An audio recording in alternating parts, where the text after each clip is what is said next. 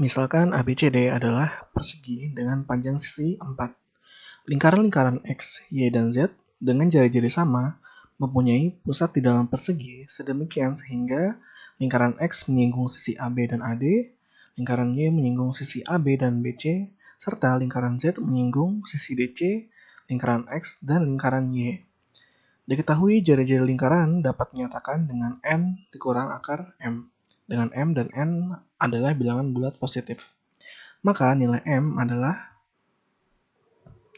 Nah, dari deskripsi gambar yang diminta, kita coba buat dulu sketsanya. Nah, sketsa yang gue mau buat itu, kita cuma gambarin lingkaran X dan lingkaran Z terlebih dahulu. Maka kita akan dapat sketsa seperti ini, di mana ini adalah persegi A, B, C, dan D.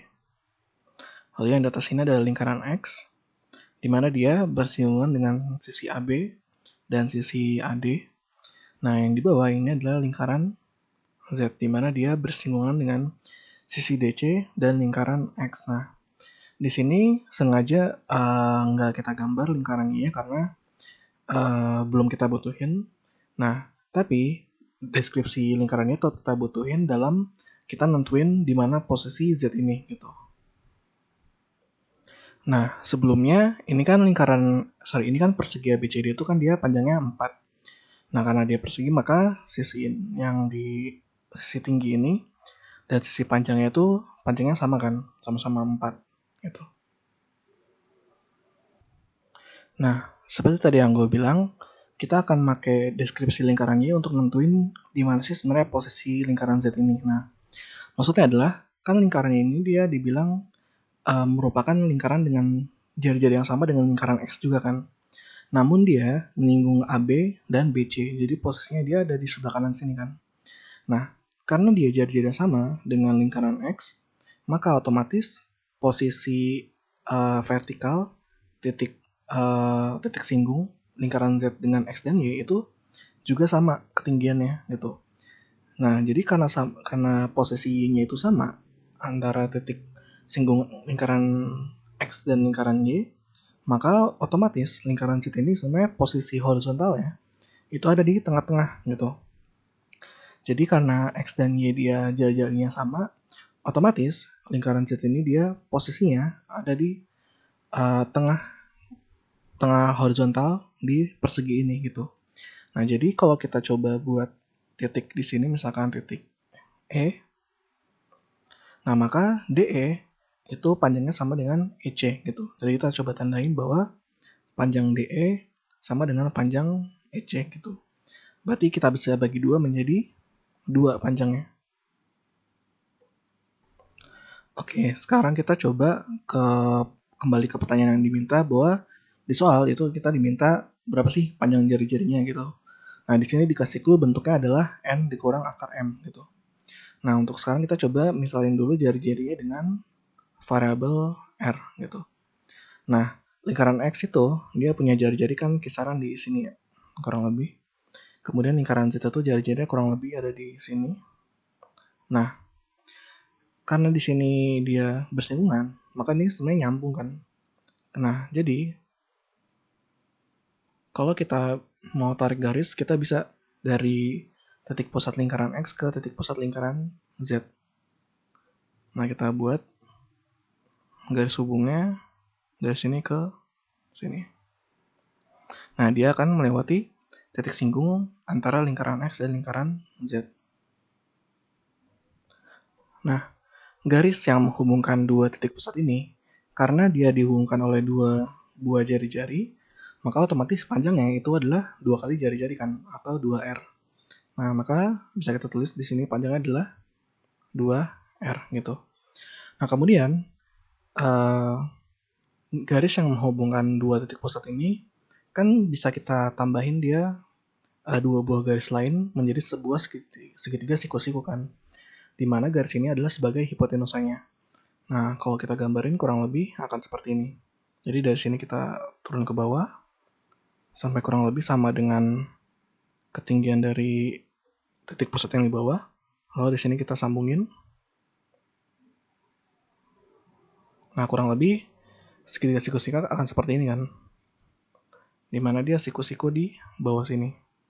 Nah, maka dalam mencari R ini, kita bisa manfaatkan teorema Pythagoras dari segitiga siku-siku yang udah kita buat gitu. Nah, anggaplah ini namanya kita P, lalu sini Q, lalu sini R kapital. Nah, sekarang pertanyaannya gimana kita nyari panjang PQ dan QR dalam R gitu. Jadi karena kita mau nyari R, maka panjang kedua-duanya harus dalam bentuk R. Nah, sekarang kita coba nyari panjang PQ dulu.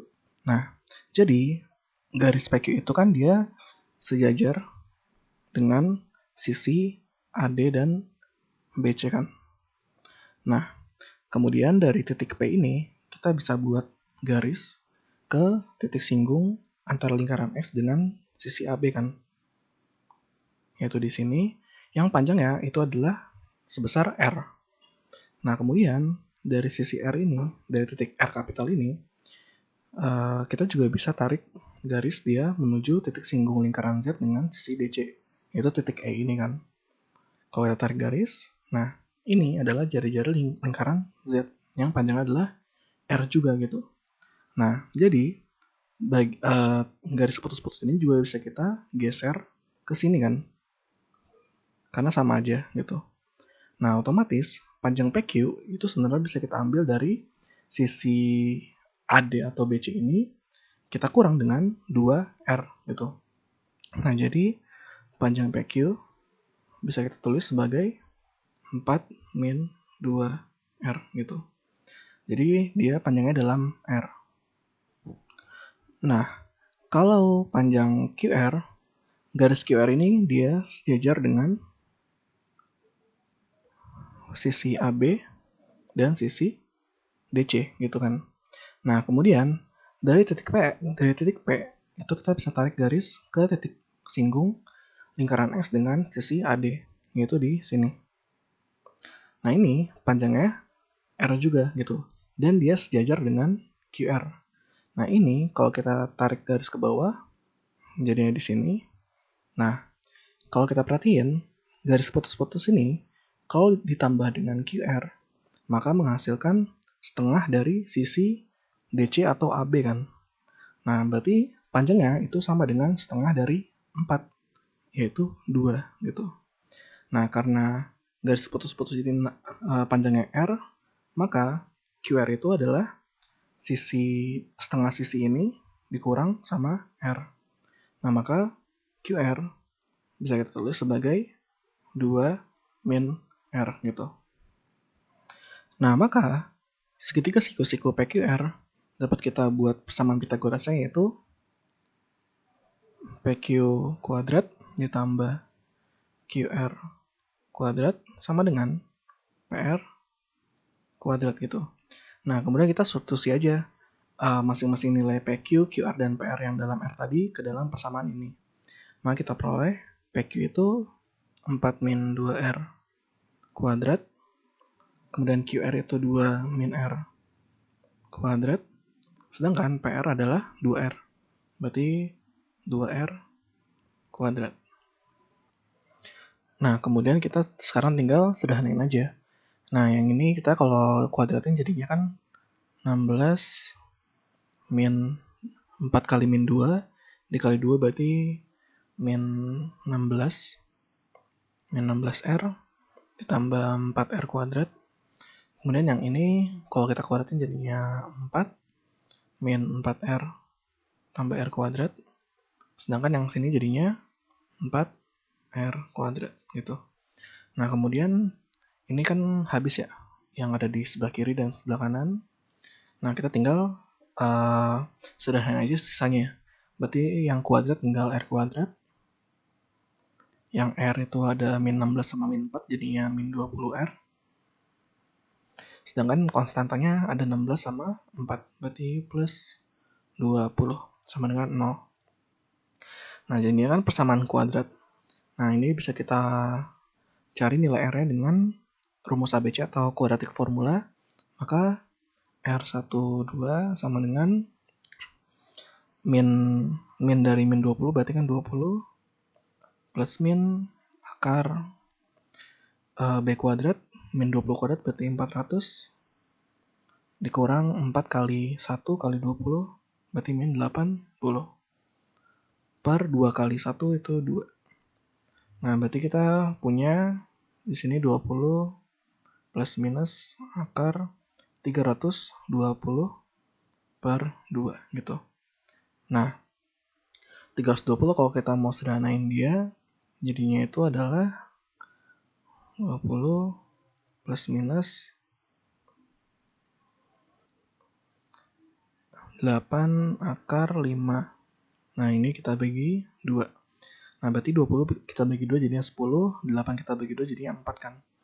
Nah, berarti sekarang kita punya nilai 10 plus minus 4 akar 5 gitu. Nah, dari nyelesain kuadratik formula tadi, kan kita dapat nilai R-nya itu adalah 10 plus minus 4 akar 5. Nah, maka ini kita bisa pecah jadi dua buah nilai R, yaitu R1 sama dengan 10 plus 4 akar 5, sedangkan R2 itu adalah 10 min 4 akar 5. Nah, sekarang kan ini nilai R-nya itu kan gini, kan kalau kita jadiin dia diameter 2R, kan dia panjangnya pasti kurang dari 4 kan? Kurang dari sisi dari perseginya. Berarti kan 2R itu dia pasti kurang dari 4. Nah, kalau kita bagi 2, jadi kan R kurang dari 2. Nah, maka kita cari atau kita pilih dari kedua nilai ini mana yang nilainya itu dia kurang dari 2. Nah, R1 dia kan dia ada nilai 10. Habis itu ditambah sama sebuah nilai yang positif. Nah, kan pasti lebih besar daripada 2 kan. Berarti ini nggak kita milih karena dia itu nilainya lebih dari 2. Nah, berarti otomatis kita pilih yang ini gitu. Dan nggak karena pasrah juga sih, karena dia emang bener dia nilainya itu kurang dari 2 gitu. Nah, maka kita ambil R2 ini sebagai jawaban kita. Nah, tapi kan dia dimintanya itu dalam bentuk N min akar M gitu. Jadi ini akarnya itu masih akar campur, maka kita coba masukin 4 ini ke dalam akarnya lagi gitu. Nah, maka kita bakal dapat R yang kita pilih itu adalah 10 min akar 80 gitu.